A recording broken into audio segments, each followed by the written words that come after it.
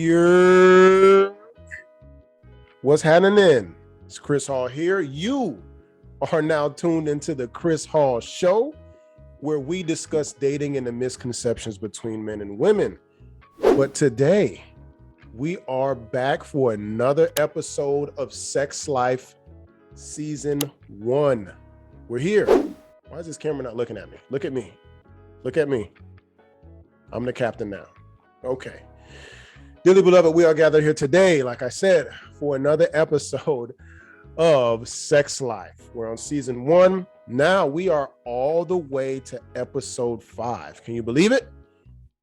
Helping me, as always, break down these episodes, because I need help. I need help breaking this down. Are y'all enjoying this?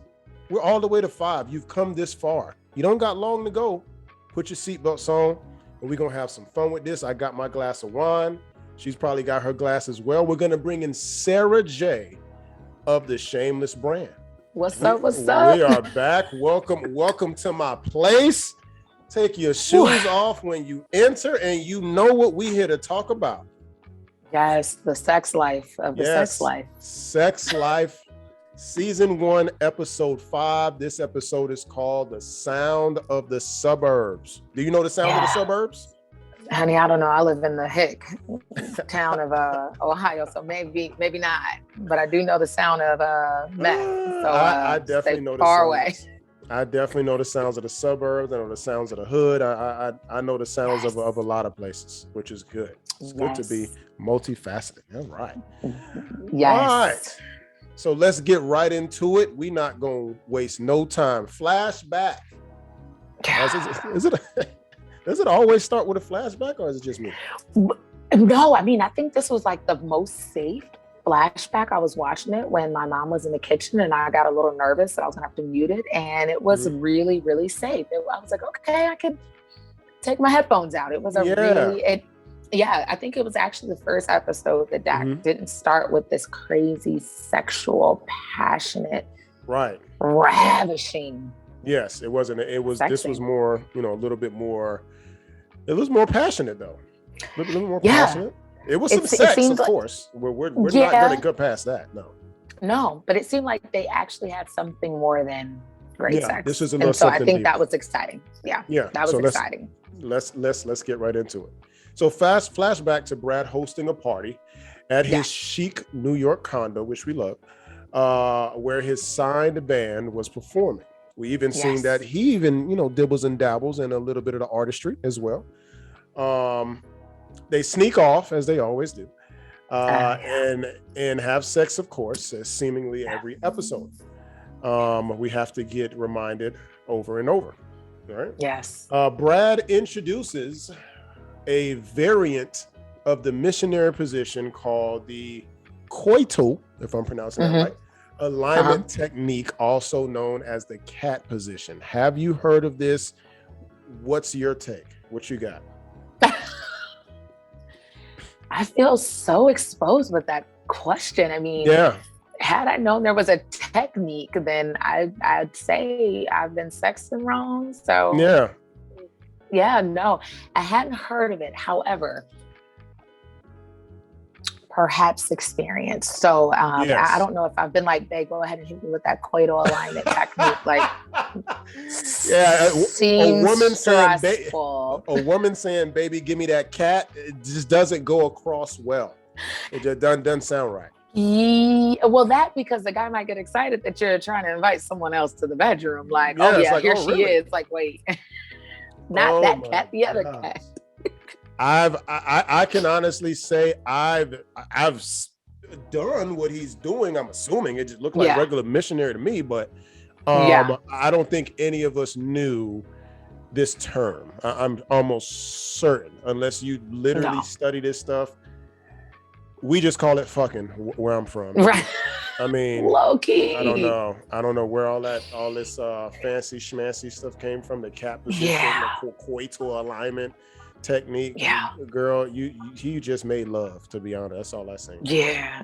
That's it. I mean, the show really broke it down. It's the ultimate connection. And I'm like, well, what about all the other soul ties? And can I get out of those? And if I ain't Yeah. never did that, if that's the case, I'm good. I would think missionary in general is where a lot of fireworks happen between man and woman. As far as emotional connection, it's real hard to get a good emotional connection while hitting it from the back. I mean, we're connected, but it ain't the type of connection that one would want in a more sentimental way. Okay, that's hilarious. And let me guess, from the back is called back. So you got cat, back. The rear end alignment position technique. The rear alignment.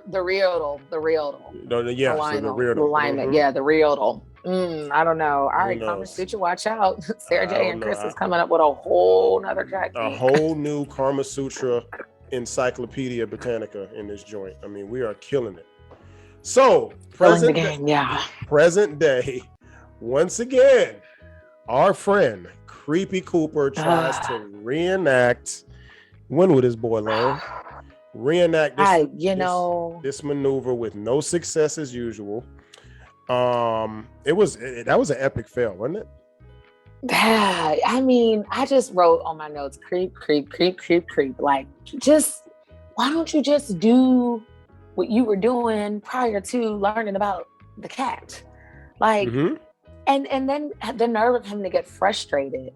Like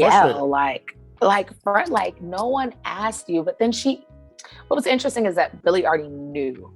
And she's like, okay, like lift, okay, and then like circular motion, but then faster. Like, girl, all this mathematics, I got frustrated with her, got frustrated with him because he was frustrated with her, that she was frustrated with him.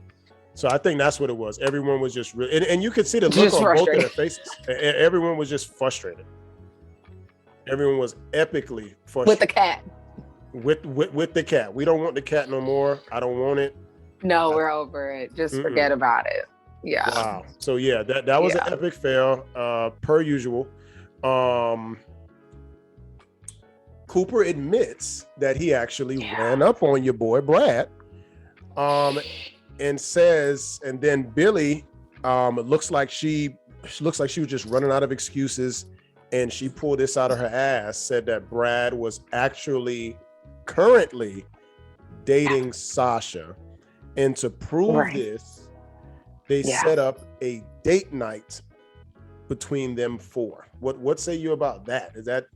It seemed like she was just caught off guard by the whole thing and just had to make up. Like, I mean, I don't know what else she could have did to prove it, but you pulled that out of her ass without even mentioning this to Brad or Sasha. That was risky, right? Not only was it risky, I think they kind of jumped to the conclusion, and I feel like the conversation that was really necessary was a conversation just moments prior, where he was just like, where is this coming from? And Billy's like, can we talk about what just happened? That was important. And they didn't live there long because, of course, Cooper had his mind made up about the situation. Cooper is convinced that this woman is for sure physically cheating on him. Emotionally, yes, because her mind is not where it needs to be. So we already know that's happening. But physically, she hasn't made any moves, right? However, the root of it was after that second child, they didn't really bounce back like she desired and like he desired. And he said, like, I wasn't thinking about sex with you. I wasn't thinking about touching you. I wasn't thinking about sharing intimacy with you. I'm trying to make partner. I'm trying to do these other things. And so the men have to truly understand that when a woman doesn't feel wanted, desired, or needed, that is where the mind begins to wonder. And it didn't land. And like Cooper said, it's not like you've been talking about like all your sex partners. It's just like, no, you're absolutely right. It went back to what I desired the most, which was feeling wanted, needed, and desired. And so that's how we literally land on Brad, which is interesting because we find that out episode 5. But yeah, of course.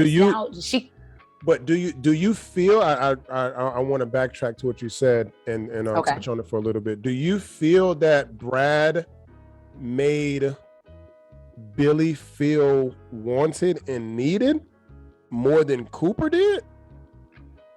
What I say feel you? like when I feel like the answer would be yes in this moment. I Really? think, well, yeah, well, because anytime you look on the past, it's romanticized. I mean, that's if you look in the past right now, it can be romanticized because the whole point of looking in the past is selecting the memories you want to remember. Mm. She's not selecting the tough parts, the bad parts, the hard parts. I mean, yes, we get a little bit more information about what happened, but when you are trying to escape, you're not like, well, let me escape to hell because life was hellish. You're like, let me go escape to that 5 minutes of excitement, and I'm going to live there and replay that moment over and over and over. And yeah, that moment becomes bigger than all the current moments. So Mm. of course, Cooper needs her, wants her, desires her, loves her. Mm-hmm. And yeah, her and Brad's situation was crappy, but you're talking about over a span of 8 years, knowing that Ellery is about 2 years old or 1 year old. She's been feeling neglected for a span of time. So it's easy to travel back. I mean, we're talking 8 years ago I would and romanticize, say you know? to the contrary. I believe, Really? yes, I believe that Brad taps into a part in her mind that it's this edgy sexual euphoria that Brad puts her in. Brad, like, fuck it. Like most guys, plays on a woman's emotions. If you can play on a woman's emotions, you can literally control her. You know, that's there's been studies with that. Like, what's the guy? I don't know, Edie. I mean, what's the guy? It's one of the guys' name. Remember where the saying "Don't drink the Kool-Aid" comes from? Whoever that guy was, somebody in the comment section. Yeah. Say it, whoever that is.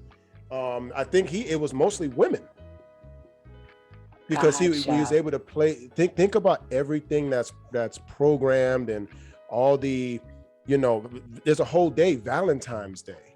Like there's whole days dedicated to playing on a woman's emotion. So I think Brad opens up a part of her because we all are multifaceted human beings, right?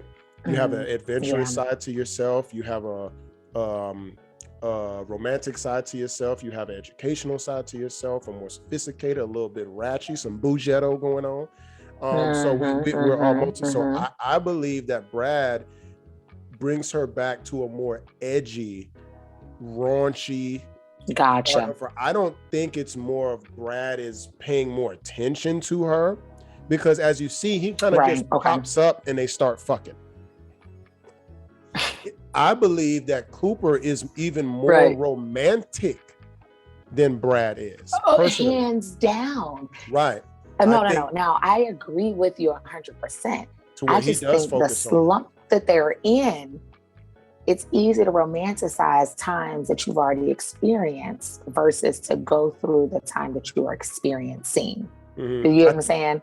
Yeah, I think she's just going back into another part of her life that she was happy, right? Hold on really quickly. Hold on really quickly. Hold on.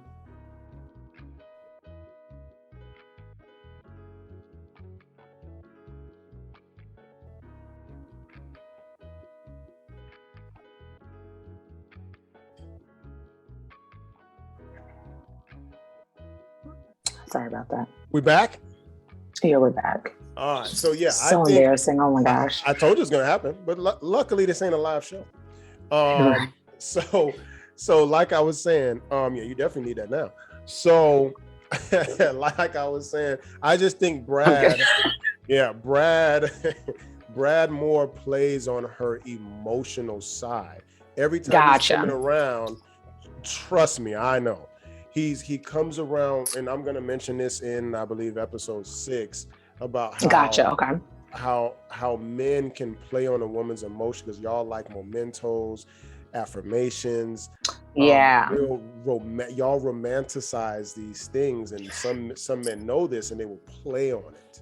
So so that's what I think we're in agreement. Like the agreement here is, for me as a woman, I'm looking at it. It's easy for me to romanticize something and being like, man, I remember the good days. Everything is so beautiful. And for you as a male, are like, all I really got to do is show up at like 9 o'clock at night, like, you want some Yeah. Twix, and you know, and that's just like the difference of it. Like for Billy, it's a deep romanticism, and that's why Cooper is like, what is it that this dude has on you? Mhm. How is this happening? It's so easy because if you look at the difference, Brad doesn't even spend a lot of money on stuff, right? To where you could be dating a woman and you can take her overseas to Belize, you can take her to Dubai, you can take her on romantic evenings to Sundial and this, that, and the third, and those are nice, right? Right. But if you know her favorite chocolate or her favorite chocolate is Twix or a Kit Kat or something, and one day bring her home a Kit Kat when she's feeling sad, that will trump all the vacations that you everything else on, because absolutely you remember that her favorite chocolate is Kit Kat, and that's Brad. Brad is my favorite chocolate is Kit Kat, right? Gotcha. I think Brad does in difference than Cooper will go spend a bunch of money, go buy a dress, go to a fancy restaurant, go to the end of the earth. Yes, not even realizing. So I think we both are in agreement, but just explaining it two different ways, which is why I had to get the best co-host on this side of the Mississippi to discuss this with me, because it's good that you have these different point of views juxtaposed to somebody else's. So back at it. Back at it. Let's do it. At work, our good friend, my good friend, Francesca, reminds Cooper. I love her. Francesca reminds Cooper of. I mean, she's Steph Curry with the shot. Okay, I mean, she always shoots. At work, Francesca reminds Cooper of how good a man he is. You know, like I spoke about in that earlier video, how she just strokes his ego like he likes. Oh it. yeah. No, he's not even. See, I don't even think he realizes that he needs this. And sometimes men and women don't even know they need something until it just comes right along. It's something exactly what he wanted to hear. Side note, when a man's ego is bruised, it can leave a lasting effect on him. And not that he's, as a married man or a person in a relationship in general, not that you're not already subject to other women. I think that not getting the affirmations at home from your woman will definitely put your man's ears more to the street than it usually will be. 100%. Because a man can do, humans in general can do whatever they want. We are autonomous human beings and we can do whatever we want.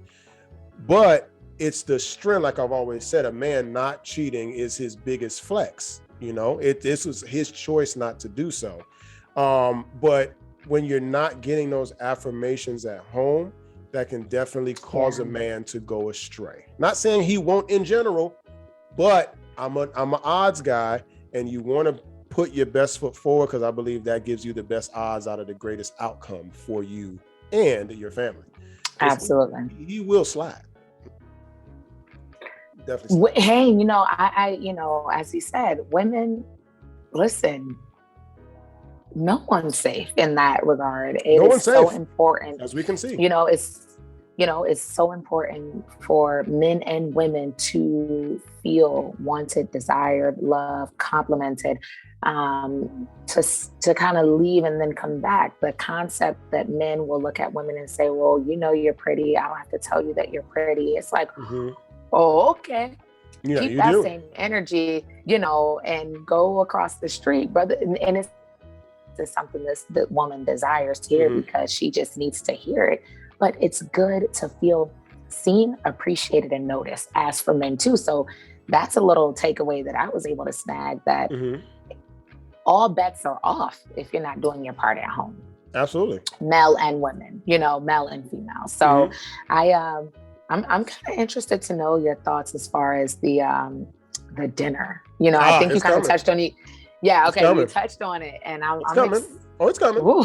It's coming. So flashback, because there's a few more things, and this is actually a important part. That's why I wanted to make sure I get this like right in the middle of the dinner, to where it was that minor flash when it was actually big. Once we find out the ending of episode 6. Flashback to Billy finding out that she was late on her period with Brad. That was a very important little piece. That kind of flashback for a second, kind of flashback. Brad expressed if she is pregnant, then he doesn't want it, right? It was a real tense situation. I know I've been in, obviously I have a daughter, so I've been in that situation before. Right. You know, I didn't necessarily say that, but I have been in that situation before. A lot of people are faced with that situation that is literally a scene from a lot of people's lives that you have to now go to the person that you've been either fucking for a week or fucking for a month. Yeah. That you are late on your period and you're gonna have to take a pregnancy test. Some women just come with the pregnancy test in hand. Already taken. I'm like, who pissed on this stick? You? Yeah. I'm supposed to know that. So yes. That is hilarious. Okay. Yes. So flashback to Billy finding out she was late on her period. It kind of caught Brad off guard. I don't know a good way. This has only happened to me once before. So right. I don't really know a good way to spring this on a man. Because a man, like I said, a man is always a locomotive and he's always full speed ahead. And something is always derailing a man.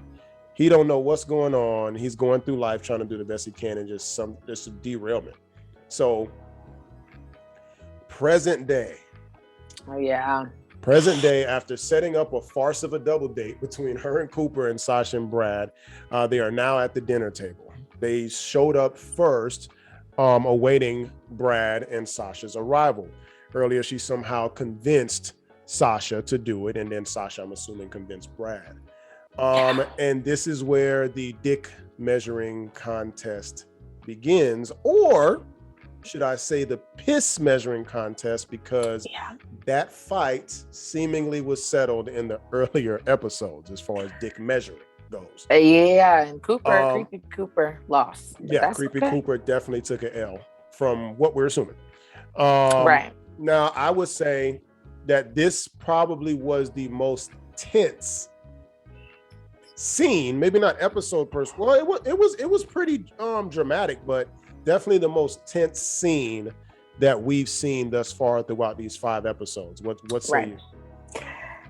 I had 2 thoughts. Like, one, how realistic is this? And I literally, as I was sitting here watching it, I ran through the Rolodex of brothers that I have dated and was like, who would agree to this? Mm-hmm.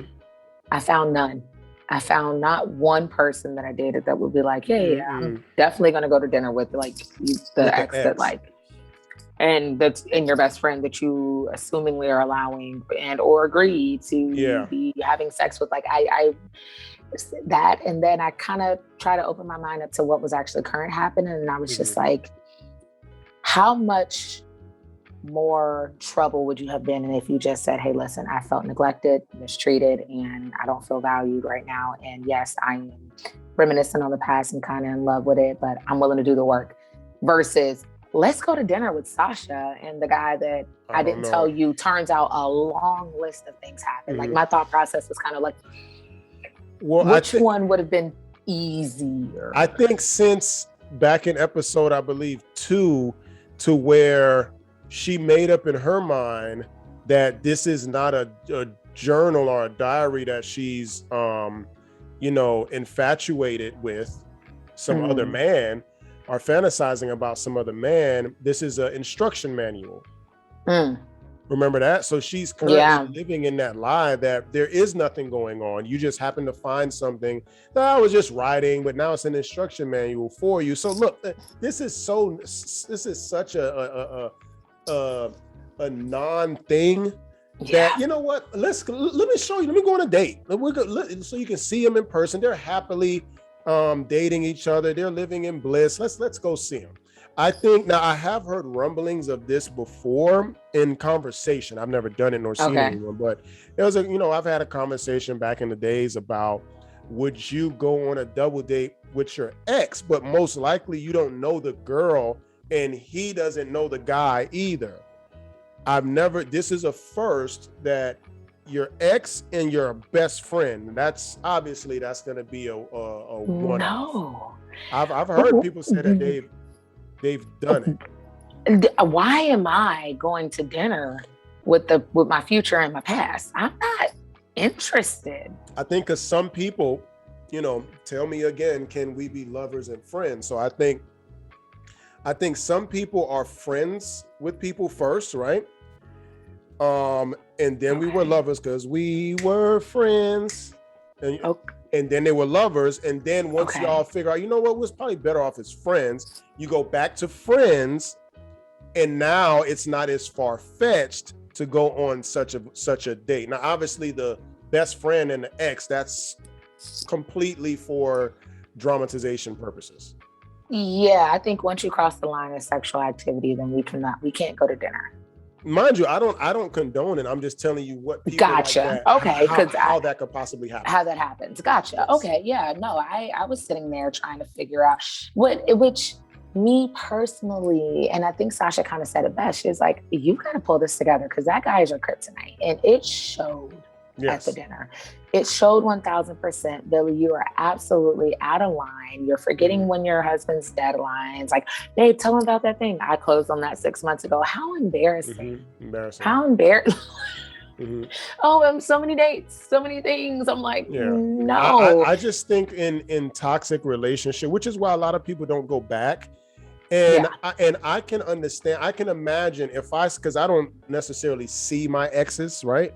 But I know if we happen to come together, there's going to be a triggering moment. It may not be bad. It may not be good, but there's going to be something that puts you back in that. Because to me, we're all balls of energy, and we just share that energy like an atom or whatever comes together. We share that energy with each other, and we share a moment, or we share moments, and then we separate and take our energy to somebody else and do it over again. That's how I think about relationships and dating in total. So when I come back to an old energy of mine, there's going to be some feeling of some sort in my gut when I see them, and I'm going to assume vice versa, especially in a toxic of relationship of her and Brad with all that they've been through.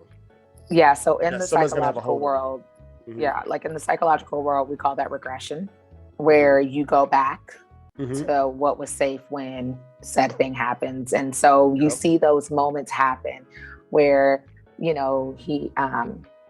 Cooper orders a drink, McAllen's, and he's like, oh, and she'll have a glass of Opus One. He was like, oh, no, Jack and Coke. Yeah, it was a lot of condescension, a lot of dick measuring going on.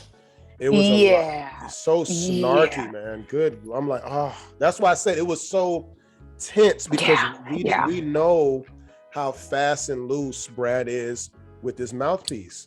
Oh yeah. So we know he's going to say whatever comes to his mind in the most condescending way he possibly can. 100%. And he kept, and what I admired about it was, what I admire about Brad is his confidence, which unfortunately Cooper doesn't have. No. Cooper's lashing out. It's like kind of like they've like trade places in a sense. Like Cooper is now the one who's unstable, lashing out, answering the phone. Yes, Francesca, I'm on the way. Yeah. It's just like hella beta energy in that joint. And versus Brad is very much like, I mean, look, oh, so you didn't finish school? That was the favorite thing that you love to do. Oh, so like a full-time mom? Oh, okay. Well, I never thought you were gonna, that's not like, and I'm just sitting there like cringe mode, and Sasha can't do anything now. Sasha's, I feel so bad. Sasha's probably the most damaged in this situation. I mean, she's just like, talk about an innocent bystander just getting hit by stray bullets. I mean, she's just like, what did I get myself into? More importantly, my question to her was, sister, like, was it really just sex, or was it even worth it? Because that's got to be hard to go behind your best friend's back after 8 years, finally get some cutty from a brother you probably was scouting out anyways, and then for him to smash you on the telephone and still be like, I want Billy. That's crazy. Give me my cat back. Yeah, I want all the cat back. Where's the cat loyalty office? Right, like where's the refund? Refund me my cat. Okay, return to sender, please. Absolutely. Yeah, so that was pretty tough. But I'll be honest. After the bathroom scene, my favorite point in that entire episode is when he does pick up the phone, visits with Francesca. He walks in and he is the guy. He is the man. Now. He's not, he's not like creepy Cooper trying to do the colloidal acquisition technique. Nah, none of that. He's like, oh, okay, you doing that? All right, well, cool. Hey, look, I'm about to go to such and such, man. I'll holler at y'all. Yeah. But the best part of that sit down, of that dinner, was when, and I think this is the most transparent and probably the best look for Sasha, maybe this whole season, to when she had that one-on-one. It was very brief, you may have missed it, that one-on-one with Cooper, letting him know the truth as much as she could tell it, because like y'all still got your girl code, but she still knows what's the best for her, and she still, even after sleeping with her ex is a little weird to me and you, of course, but maybe in those circles that's a thing, but yet and still her intentions is always to keep Cooper and Billy together, and with her letting him know that information that she really does love you. She's just going through something right now. Right. And I thought that was very righteous of Sasha to say that, because she could have just kept the lie going, but she's seen, Cooper, he may be a simp, but he's still smart. You know what I mean? He's not, you got to be some level of smart to be in the position that he's in. He may be, relationship dumb, but situational, he still understood what's going on. So it finally boils over. They run to the bathroom. Cooper finds Brad and Billy in the bathroom having a intense conversation. And right on time, my friend, Francesca calls him and asks her to meet in the city, or where are you at this point? I think she asked him about meeting in the city when they were sitting at dinner. Yeah. Cooper gladly accepted the offer and then exit Cooper. Billy then leaves with Brad on his motorcycle there, which was crazy to me. I don't know how Sasha got home. Who knows? Just fuck Sasha. Uber. Okay. You could have, and my thing is that you could have easily caught a ride with your friend. Right? Why would you go? But anyway, I get it. It's for dramatization purposes. Billy leaves with Brad on his motorcycle. They flash back to Brad sending her a gift with baby names on it as an apology for how he reacted to when he initially found out she could be pregnant. Yeah. Brad comes in the crib, sees her babies and stuff like that. They don't do nothing. They had a little moment, but that's about it. They didn't do anything physical. And Brad decides to exit stage left with doing nothing. Cliffhanger. Cooper's down in the city, fraternizing it up with his boss, Francesca. Yeah. And before she exits in the cab, he holds the door and says, "You know what? I'll take you up on that previous offer of having some drinks that's close to your place." Yeah. End scene. What's your thoughts on this cat and mouse game as we've come all the way to episode 5 with Francesca and Cooper? I want to see Cooper win so bad. Like not on no raunchy, no cheap type. Like it makes my heart smile to know that Francesca's not no like dun-dun-dun, no run around the corner type of chick. And she's classy. Like we see her make moves like episode 7 and 8. She's very classy about it, and she's very aware of what's going on. She's the epitome of a real boss bitch. Like all these women calling themselves boss and putting boss in their profiles and stuff like that. No. This right here is a boss chick. She knows she scouts out a man. And ladies, listen. Side note. This is an unpopular opinion. So please take you 1,000 milligrams of if it don't apply, let it fly. If a man is not married, I do believe in keeping the covenant of marriage sacred, right? Absolutely. So I don't necessarily agree what Francesca is doing, but I understand it. If a man is not married, and if a woman is not married, she is up for grabs. It is his fault that he did not put a ring on that woman as of yet.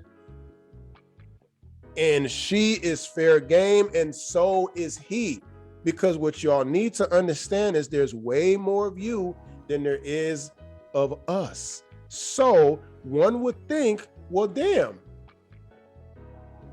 she likes this dude. She's already been through the vetting process of this dude. Why don't I skip that and snatch him away from her because I can? That is a real strategy. Bitch to me. She strategized. She has a strategy and everything. She's aware of all outcomes too. She's aware of everything. She's with and she's like you said, and she's with it and advises him. We see her give him some real advice.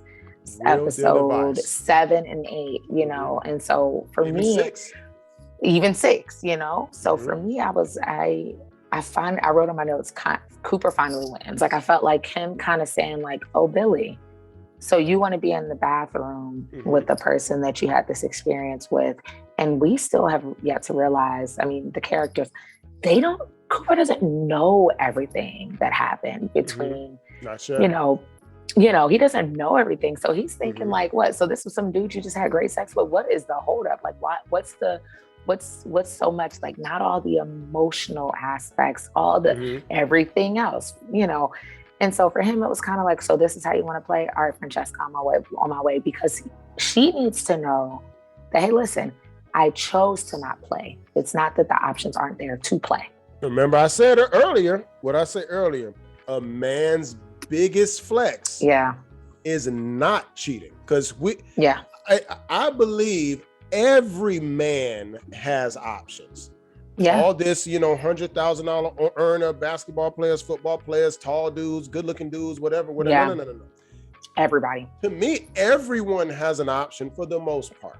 I may be being facetious by saying literally everyone, but most men, let me go most men have an option. It just depends. Everyone's options aren't the same. Right. But we all have options. Absolutely. And the biggest flex is to not act on those options. But as you see, Cooper does have those options. Was that fun or was that fun? I thought, let me tell you, that was amazing. That was fun. I felt like that episode was perfect for episode 6. So I was sitting on the edge of my it's a good segue, bed, like, I was like, when he got in the car, I was like, we all want to know what happened that night between Francesca and Cooper. Did he say, you know what, fuck it, I'm going to try this cat on her? Cat might work on her. She might not even care for the cat. She's a woman of status, business acumen, and finances and fun. She might not even care about the cat. She might be okay with once a week, once a month. She's the epitome of a woman playing her role, playing her position. She knows her position right now. It's not girlfriend, it's not side chick, it's not wifey. She sits in her position and she strategizes because she's in banking. She's a businesswoman, right? Yeah. So she knows to sit back and close the deal. Yep. There at the right person at the right place at the right time. And she's there. Plant little mustard seeds. Are you coming back for episode 6? Everybody wants to know, is Sara J of the Shameless brand coming back for episode 6? You know it. I'm excited. Perfect. Well, we're going to take a break and we're going to be right back and hit y'all with this episode 6. Say bye-bye to Sara. She'll be back.